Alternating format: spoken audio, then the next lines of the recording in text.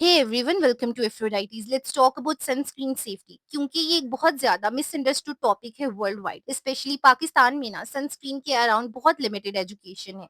But जैसे जैसे awareness बढ़ रही है ना, स्पेकुलेशंस और भी बढ़ रही हैं। स्पेशली जब फजीला अब्बासी जैसी डर्माट्स बड़े प्लेटफॉर्म पर आकर हाफ बेक इन्फॉर्मेशन दे रही होती हैं। जो केमिकल सनस्क्रीन्स हैं they are carcinogenic, cancer causing, they are endocrine disruptors, हमारे हार्मोन्स खराब करते हैं। इनको बंद किया जाए, इनको बैन किया जाए। Chemical sunscreens are not good for human skin. हमारे स्किन केयर कलेक्शन के अंदर दो शेड्स हैं, medium and light. So I have introduce this concept in Pakistan. जो सनस्क्रीन के अराउंड स्पेकुलेशंस है ना कि सनस्क्रीन कॉजेस कैंसर या केमिकल फिल्टर्स हार्मोन डिस्टर्ब करते हैं, तो आज हम यही क्लियर करेंगे साइंटिफिकली। सबसे पहले ये समझने की जरूरत है कि स्पेकुलेशन स्टार्ट कब और कैसे हुई। 2019 से पहले ना एफडीए ऑफिशियली 1999 का मोनोग्राफ फॉलो करता था, जिसके अकॉर्डिंग 16 यूवी फिल्टर्स अलाउड थे under the label grace, which is generally recognized as safe and effective। Her filter की मैक्सिमम कॉन्सेंट्रेशन फिक्स थी, लेकिन 2019 में ना एफडीए ने एक नया प्रपोज्ड रूल रिलीज किया, जिसमें उन्होंने इंग्रेडिएंट्स को 3 मेजर कैटेगरीज में डिवाइड किया। कैटेगरी 1 उन यूवी फिल्टर्स की थी जो सेफ और इफेक्टिव थे।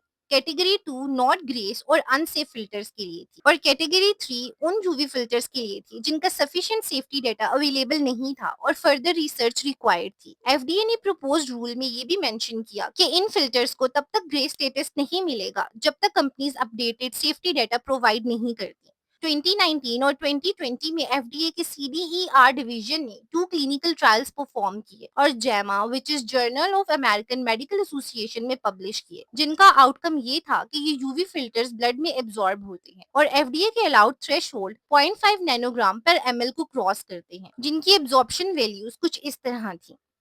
जब लोगों ने सुना ना कि केमिकल फिल्टर्स ब्लड स्ट्रीम में एब्जॉर्ब हो जाते हैं, तो पैनिक मोड ऑन हो गया और बहुत सी रिपोर्टिंग एजेंसीज ने भी ना इस स्टडी को बहुत मिस इंटरप्रेट किया और ऐसा कहना था कि अगर ब्लड में गया तो टॉक्सिक होगा, हार्मोन्स खराब हो जाएंगे, स्किन कैंसर का रिस्क बढ़ जाएगा। बट इसका कॉन्टेक्स्ट समझना बहुत जरूरी है। ऐसा भी नहीं था कि लोगों को पहली दफा पता चला था कि सनस्क्रीन ब्लड में एब्जॉर्ब होती है। इससे पहले बहुत सी स्टडीज 1997 ऑनवर्ड्स ये चीज प्रूव कर चुकी थी। एफडीए ने बस अमाउंट्स बता दी थी कि कितनी अमाउंट ब्लड में प्रेजेंट है, जिससे पैनिक ज्यादा बढ़ गया।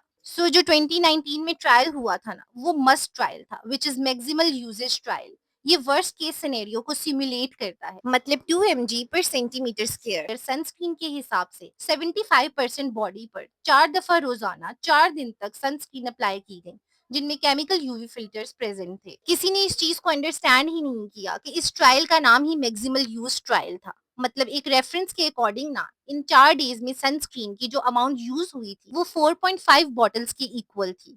And mostly 1 bottle ends up in 1 year most of the time, क्योंकि लोग रीअप्लाई कम करते हैं या अंडर अप्लाई भी करते हैं। और ये जो वैल्यू थी ना 0.5 नैनोग्राम पर मिलीलीटर, ये एफडीए की एक सेट लिमिट थी, जिसे टीटीसी कहते हैं, थ्रेशोल्ड ऑफ टॉक्सिकोलॉजिकल कंसर्न।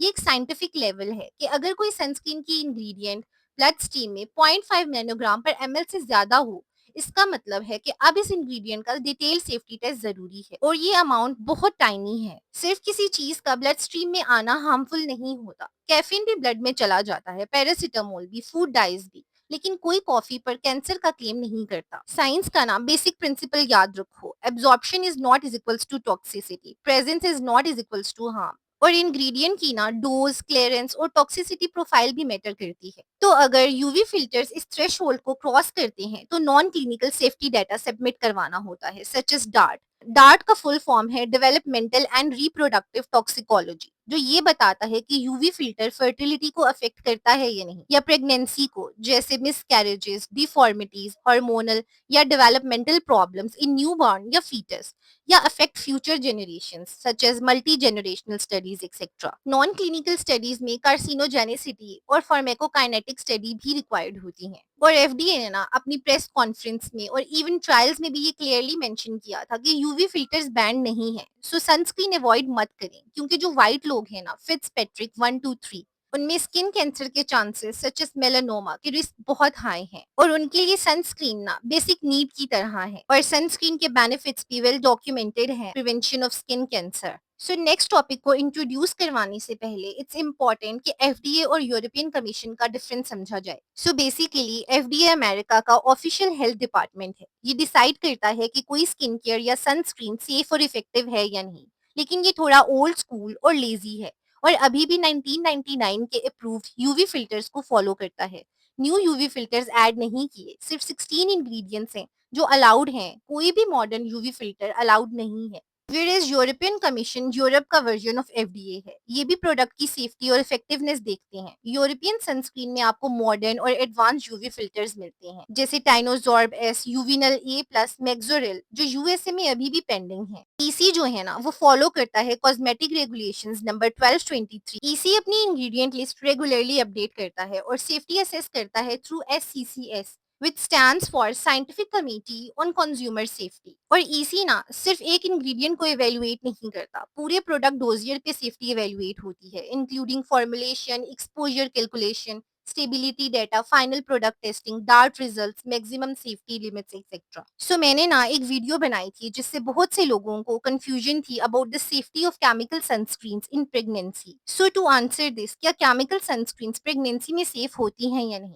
तो आंसर है yes, chemical sunscreens are generally safe in pregnancy. और इसकी साइंस को समझने के लिए ना यूरोपियन कमीशन के डाटा को बेस बनाएंगे, बिकॉज एफडीए के पास अभी भी लिमिटेड डाटा है। सो एससीसीएस ना बहुत सी सनस्क्रीन को ऑलरेडी स्टडी कर चुका है और अपनी ओपिनियन रिपोर्ट्स में कंक्लूड किया है कि जो भी एंडोक्राइन डिसरप्शन कंसर्न्स है ना, उनका डाटा अभी तक इनकॉन्क्लूसिव है और स्पेसिफाइड परसेंटेजेस के अंदर ये इंग्रेडिएंट सेफ हैं। और अमेरिकन डर्मेटोलॉजिस्ट एसोसिएशन भी ना सनस्क्रीन को प्रेगनेंसी में एसेंशियल समझती है, ऑप्शनल नहीं। और स्पेशली प्रेगनेंसी के टाइम मिलाज्मा और पिगमेंटेशन के चांसेस हाई होते हैं। बट इट्स इम्पोर्टेंट कि प्रेगनेंसी में आप अपनी डॉक्टर से सनस्क्रीन की एडवाइस लो। अब क्वेश्चन ये है कि क्या कोई भी brand pregnancy safe, lactating mom safe या किड सेफ के क्लेम्स कर सकता है? So the answer is a big no. कोई भी सनस्क्रीन ब्रांड इतना बड़ा मेडिकल क्लेम नहीं कर सकता बिना प्रॉपर क्लिनिकल एविडेंस के। सनस्क्रीन में सिर्फ यूवी फिल्टर्स नहीं होते, पूरी फॉर्मुलेशन मैटर करती है, such as stabilisers, boosters, base ingredients, हर चीज की सेफ्टी इवेल्युएट होती है as a complete formula. So FDA हो या यूरोपियन कमीशन इतने बोल्ड क्लेम्स अप्रूव नहीं करते विदाउट डिटेल्ड सेफ्टी स्टडीज। अगर कोई ब्रांड ऐसे ही क्लेम्स कर रहा है तो वो मिसलीडिंग और लीगली प्रॉब्लमेटिक है। और ये जो स्पेसिफिक सनस्क्रीन ब्रांड है ना, बहुत casually safe in pregnancy, lactating mom safe और किड्स अबव 6 मंथ्स जैसे क्लेम्स थ्रू कर रहा है। और इंटरेस्टिंगली ना पैकेजिंग पर ऐसा कुछ नहीं लिखा, सिर्फ इंस्टाग्राम कैप्शंस में ये चीजें लिख रहा है। अगर बेनिफिट ऑफ डाउट भी दे दें कि शायद उन्होंने इंग्रेडिएंट्स ईसी या एफडीए लिमिट्स के अंदर यूज किया हो, बट स्टिल ये क्लेम्स जस्टिफाइड नहीं है। अगर हम एफडीए की बात करें ना, तो एफडीए की official monograph for OTC sunscreen में प्रेगनेंसी सेफ, लैक्टेशन सेफ जैसे क्लेम्स लेबलिंग में अलाउड नहीं है। अगर कोई ब्रांड ऐसा कुछ लेबल करना चाहता है तो उसे एफडीए के ऑफिशियल मोनोग्राफ को अमेंड करवाना पड़ेगा या न्यू ड्रग एप्लीकेशन सबमिट करवानी होगी, जिसके लिए आपको सनस्क्रीन को एक न्यू ड्रग डिक्लेयर करके एनडीए फाइल करना होगा, जिसका मतलब है आपका सनस्क्रीन न्यू ड्रग बन जाता है। आपको क्लिनिकल ट्रायल्स दिखाने होंगे, safety data for pregnancy and lactation submit करना होगा और फाइनली एफडीए के फुल रिव्यू प्रोसेस पास करना होगा। और यूरोपियन कमीशन रेगुलेशंस के अकॉर्डिंग इवन अगर आपका product pre approved filters use कर रहा है, स्टिल आपको cosmetic product safety report submit करवानी होगी, जिसमें हर इंग्रेडिएंट की toxicological profile, dermal absorption, impurities in raw material और potential interaction in the formulation की रिपोर्ट सबमिट करवानी होगी। और अकॉर्डिंग ना हर कॉस्मेटिक प्रोडक्ट इवन सनस्क्रीन के लिए मैंडेटरी है साइंटिफिक डॉक्यूमेंट प्रोड्यूस करना, जैसे CPSR cosmetic product safety report और PIF product information file according to EU regulation 1223। और इवन तब भी बड़े brands like the ordinary, La Roche Posay और इवन सेरावी अपनी सनस्क्रीन के लिए प्रेगनेंसी सेफ क्लेम्स नहीं करते। और ये ब्रांड ना पाकिस्तान में बैठकर ऐसे बड़े क्लेम्स कर रहा है। What kind of confidence is this? क्या पाकिस्तानी प्रेग्नेंट, लैक्टेटिंग मॉम्स और किड्स आपके गिनी पिग्स हैं? कॉस्मेटिक रेगुलेशंस पाकिस्तान में वीक जरूर हैं, लेकिन क्या आपकी एथिक्स भी इतनी वीक हैं? Stop normalising medical claims without medical grade proof. ना ब्रांड के पास कोई डार्ट रिपोर्ट है, ना ह्यूमन ट्रायल्स, ना एक्सपोजर मार्जिन कैलकुलेशन, ना सेफ्टी रिपोर्ट, ना ये कंफर्म है कि फार्मास्यूटिकल ग्रेड ऑक्टोक्राइलिन यूज हो रहा है, ना ही modern UV filters such as Tinosorb S etcetera use हो रहे हैं, जो कंपैरेटिवली सेफ हैं because of larger size and lesser absorption. और खुद को सेव करने के लिए पैकिंग पे तो लिखा ही नहीं, बट इंस्टाग्राम कैप्शन में लिखा हुआ है। ये सिर्फ केयरलेस नहीं, एक्सप्लॉयटेटिव भी है। अगर ब्रांड ऑनेस्ट होता तो ये लिख सकता था कि ईसीए प्रूफ फिल्टर्स हैं विद इन लिमिट्स, लेकिन कोई भी pregnancy specific clinical trials conduct नहीं हुए। तो प्लीज अब जब आप सनस्क्रीन परचेज करो या किसी इन्फ्लुएंसर का कैप्शन पढ़ो तो साइंस समझना सीखो। और अगर आपको scientifically better low absorption filters चाहिए तो look for names on ingredient list such as Tinosorb S, Tinosorb M, Uvinul A plus and Mexoryl. Next question is, बहुत से लोग मुझसे पूछते हैं अगर हम घर पे हैं और बाहर नहीं जा रहे तो क्या सनस्क्रीन लगाना जरूरी है? तो सिंपल आंसर ये है कि सनस्क्रीन तभी जरूरी है जब आपकी स्किन यूवी या हीट एक्सपोजर में आए, और ना अगर आप सारा दिन घर के अंदर हो, किसी एक्टिव ट्रीटमेंट जैसे रेटिनॉल, एएचए, बीएचए या विटामिन सी का यूज नहीं कर रहे, विंडो के पास नहीं बैठते और यूवी इंडेक्स 0 या 1 है, तो सनस्क्रीन लगाने की जरूरत नहीं होती। इवन अगर आप सिर्फ 2 से 3 मिनट के लिए बाहर जा रहे हो वो भी ठीक है, लेकिन अगर आप ट्रीटमेंट पे हो तो चाहे यूवी इंडेक्स 0 हो, सनस्क्रीन लगाना जरूरी है क्योंकि आपकी स्किन हीट और लाइट के लिए सेंसिटिव होती है और रिएक्शन इंडोर लाइट या इंफ्रारेड से भी हो सकता है।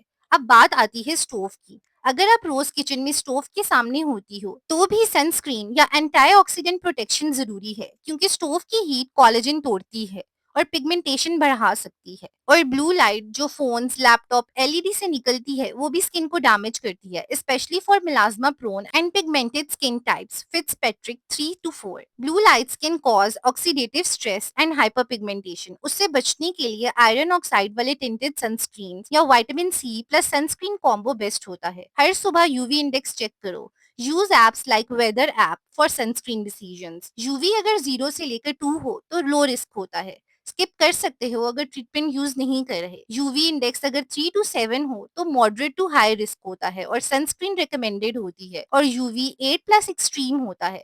सनस्क्रीन मस्ट है इवन इंडोर्स नियर विंडो। सो या that is it for my video. आपको कौन सी सनस्क्रीन मिथ परेशान करती हैं? कमेंट करें, और अगर ये वीडियो अच्छी लगी हो तो प्लीज लाइक एंड शेयर, और ऐसी और वीडियोस के लिए please subscribe to my channel.